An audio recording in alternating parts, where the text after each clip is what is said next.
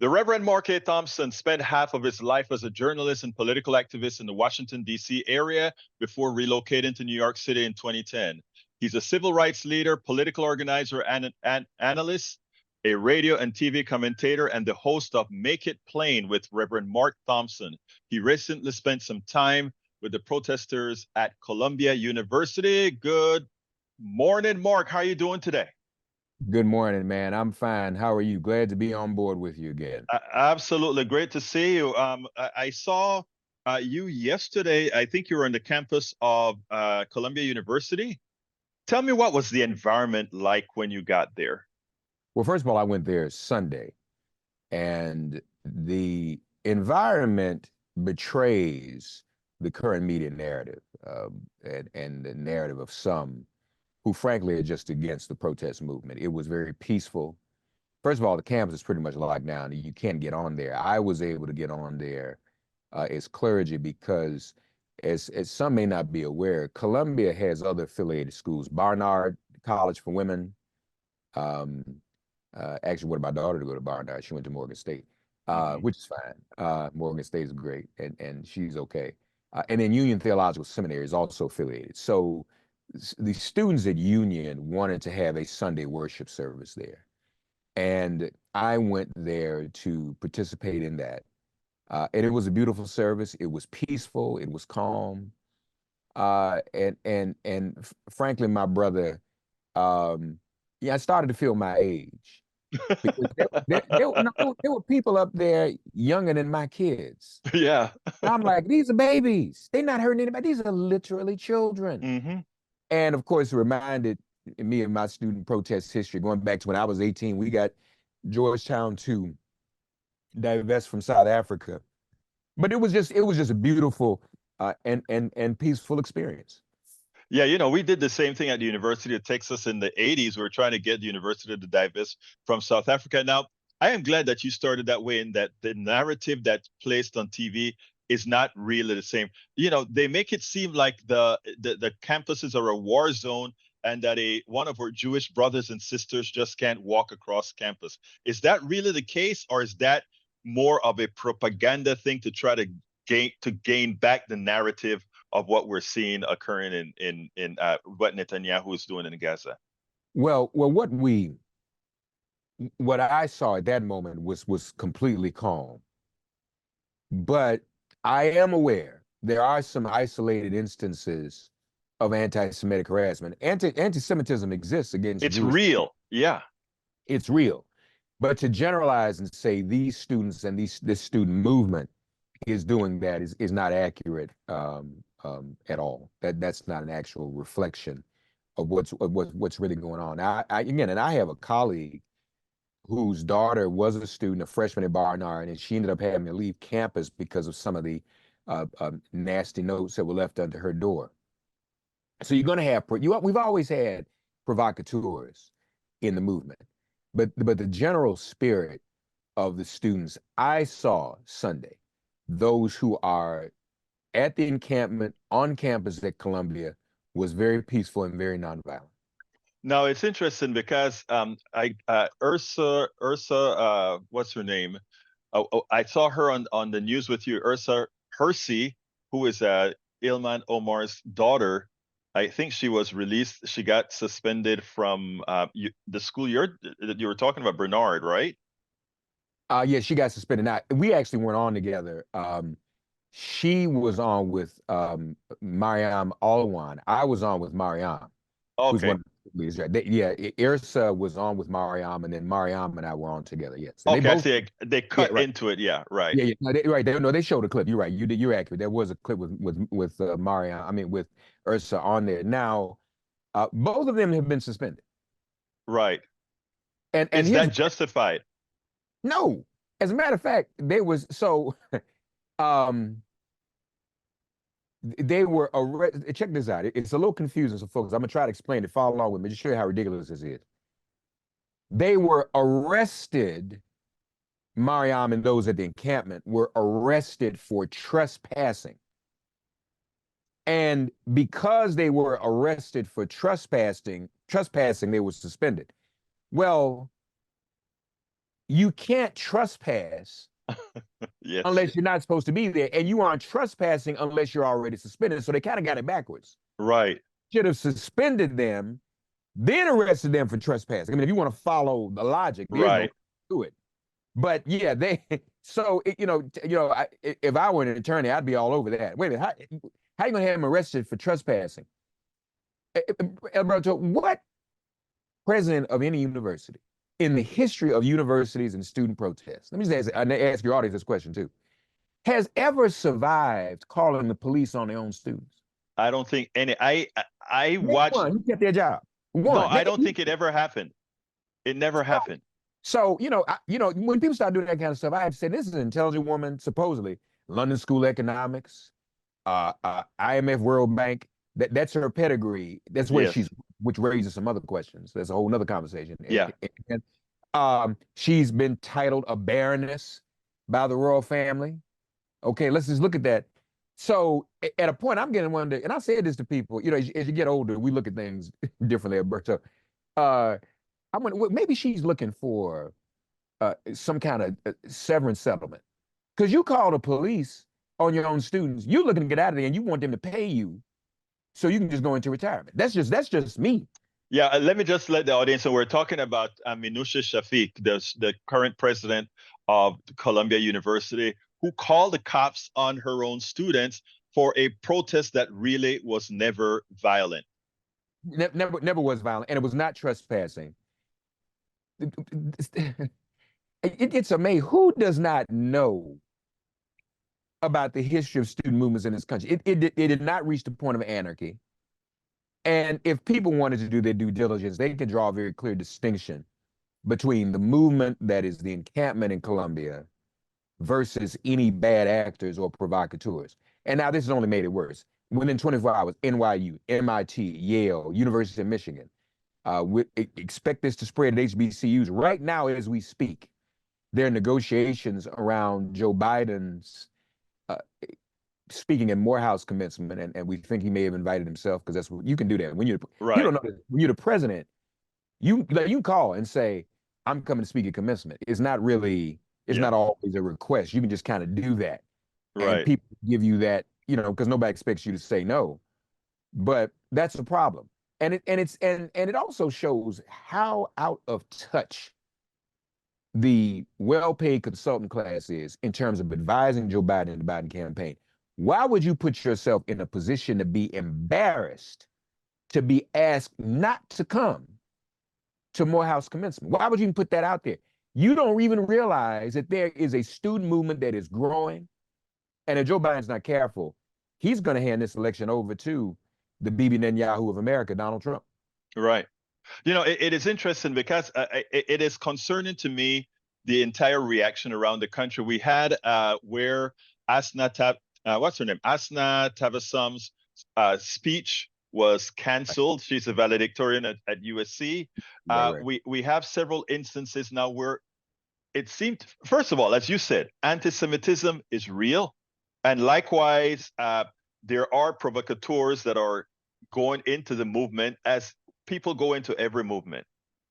My concern is whether there is an orchestrated effort to silence folks.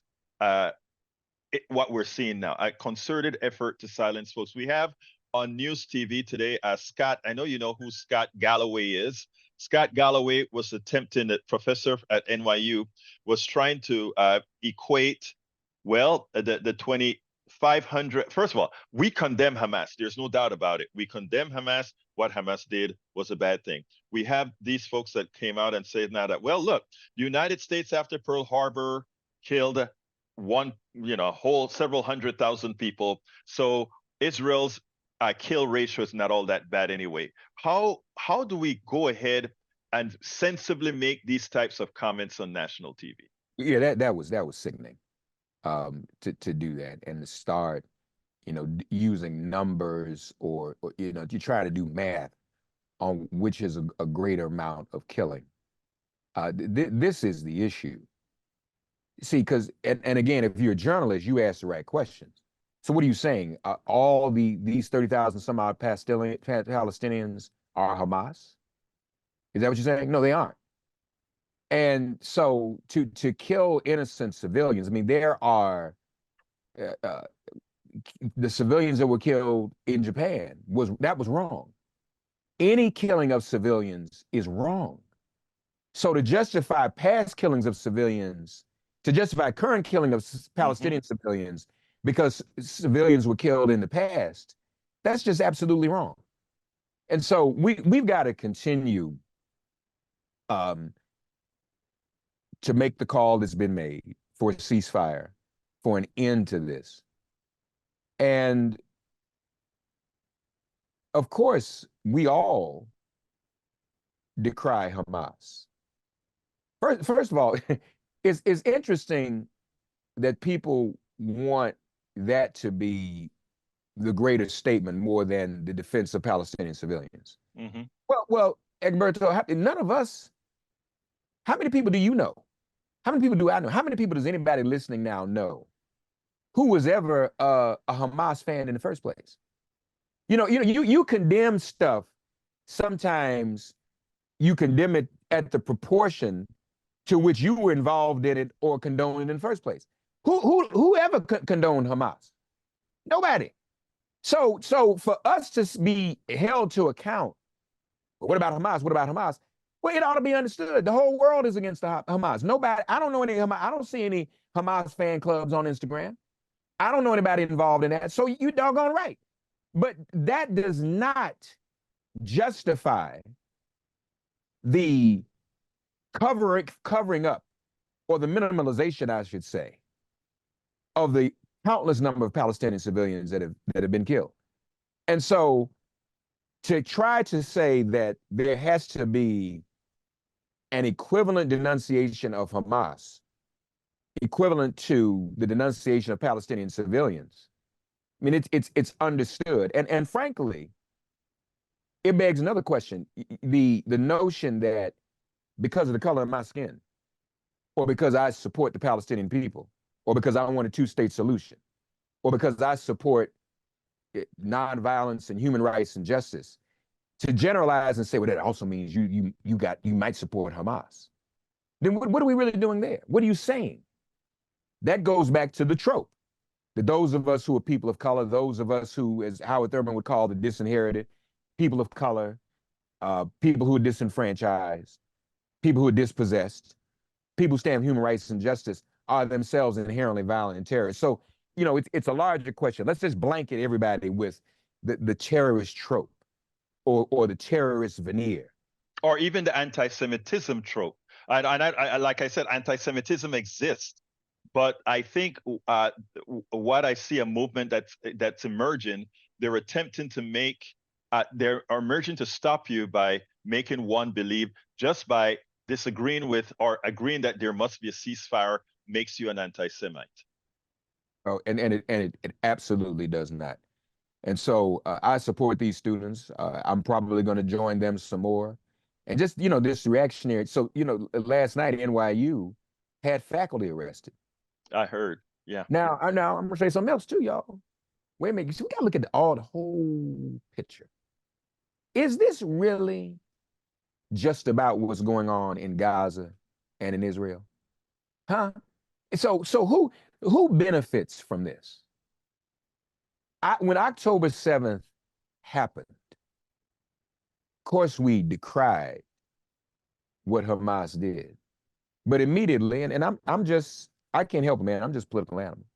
First place I went was back to 1980, Egberto. And what happened with Jimmy Carter? Right. When what Reagan did as well, right? Hello. Yes, right. Thank you. Right. And so it cost Carter the election. So I'm looking at that. But now that this has escalated into the movement in the streets, now I'm thinking about 1968 and LBJ. And, the well-paid consultant class gets paid billions, but I don't get paid. I'm saying this for free.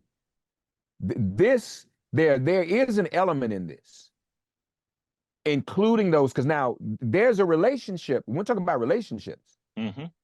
There is less of a relationship between these students and Hamas, far less of a relationship than there is a relationship between some of the people who are trying to project anti-Semitism and harsh tactics toward these students, those individuals have more relationship with Christian right-wing Zionism and nationalism. And who do Christian right-wing Zionists and nationalists support? Donald Trump. Right. So you got to have something to mobilize that base. Right now, they can't mobilize the base. There's nothing going on, and they're on the ropes. So let's create a foil. Let's create something to mobilize our base, so that we can get more of our voters out to vote for Trump. Because otherwise, they're not coming out like they want to. Trump can't even campaign. He's in trial. He's in court. So we got to campaign for him by creating this trope. That's what's going on. And there's a nexus: Trump, Putin, Netanyahu. And that's what we have to be concerned about as well. And you know what's interesting?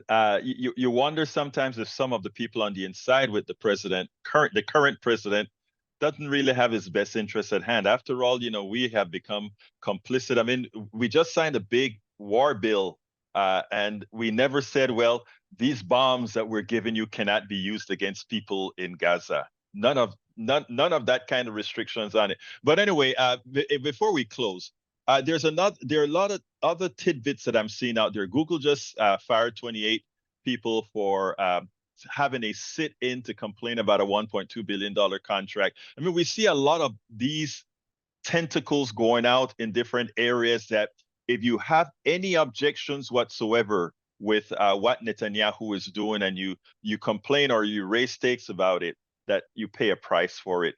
It seems like that is the real movement that is growing right now. And it seems like these students are just a pawn. That is the movement. And, again, you look at the forces that are pushing that. What is their real agenda? This is a righteous movement. This is a lot like the Vietnam War. And that couldn't be stopped. And those who tried to stop it, LBJ, Nixon, others, paid a heavy political price. Mm-hmm. And so I don't quite get it. And it's look, we can't have Trump.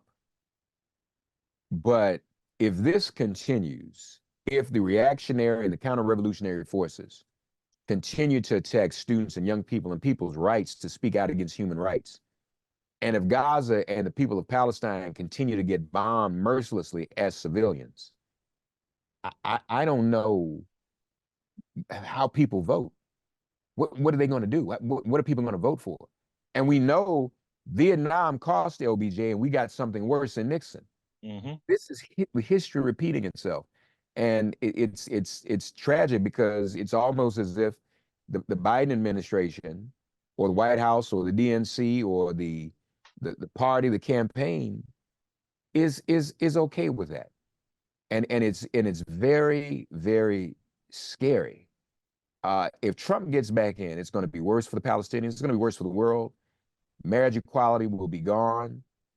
The revocation of Roe will be codified into law. A national abortion ban. These are things that we have to be. DEI is practically gone already. Affirmative action, no more. We'll be living under the same autocracy that other countries, including Israel, are living under now. Can't have that. So this has got to be fixed. The anarchists are not the students. The anarchists are those who are prosecuting this war against innocent civilians and punishing those who are speaking out against it. Those are the anarchists. We should be careful as well. When you have a Jamie Dimon out there saying, hey, Trump may not be so bad after all, we have a problem. Yeah. We have a problem. Anyway, any closers for me, Mark? No, just on a side note, I'm thinking about going to the trial and maybe watching some of that and listening to it. I'll let you know. I'm seeing. I want you to send me when you get out there. You gotta be in touch with me and send me some of that info, man. The only thing to get us off of this other thing, can you imagine, Egberto, if they had cameras in this courtroom? It would be bigger than OJ. Yes. I mean, people be calling in to work, like, especially everybody watching this. I mean, this is salacious. Dude, you paid to hush the story about a porn star. Two. I mean, and you running for president. Who can do that? And he's in there falling asleep, and allegedly they say he's falling asleep and farting out loud in the court. Yes. I mean, dude, this is wild. This is absolutely wild. I mean, I don't even. We've never seen anything like this, man. Well, look, Mark, thank you very much for your time, folks. This is the Reverend Mark A. Thompson, the host of. I always get the name of your thing wrong. Make It Plain with Reverend Mark Thompson. Yeah, podcast. You always get it right. I've never heard you say it wrong. You good, man. Well, I have to think about it. But anyway, thank you so kindly for having been on Politics Done Right, my friend. Peace. Thank you, my brother. Love you, man. Love you too, man. We spend a lot of time deconstructing the news, trying to parse it into a form that everybody can understand. We try to find those little nitpicks where it flies above the fray, etc. If you really like these videos that we do, I want to ask a big favor. Please go ahead. Number 1, subscribe to our channel. And number 2, please join if you can. Thank you so kindly for watching. Keep watching. Please remember to share. We must populate the entire internet with our progressive message, a message that we know is what most Americans say that they want. So help us, please join.